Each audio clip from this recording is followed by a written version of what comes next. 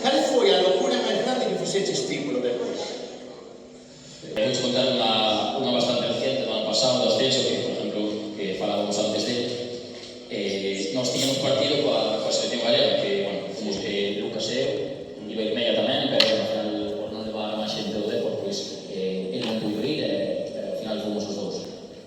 Claro, nós tiñamos eliminatoria de Castellón. Ese partido era, xogábamos Castellón miércoles, e volvíamos xogar Castellón. Ese partido era viernes. Claro, entonces llevábamos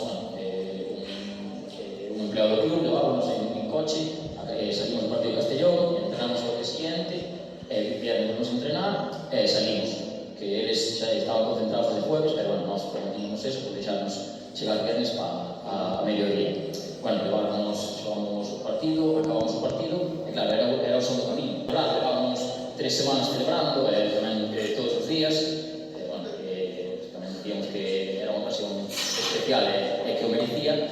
Pois acabamos o partido, que era, creo que as 9, 8 e media, 9, acabamos o partido en Vigo, que era en Vigo, collemos o coche, viñemos a Santiago, tomamos un segundo camiño hasta altas horas, Lucas, o rapacio con nós e eu, e ao día seguinte tiñamos que salir a Castellón. Entonces, ao día seguinte tuvemos que coller o coche ás 9 da mañá e facer Santiago, Castellón, todo o día.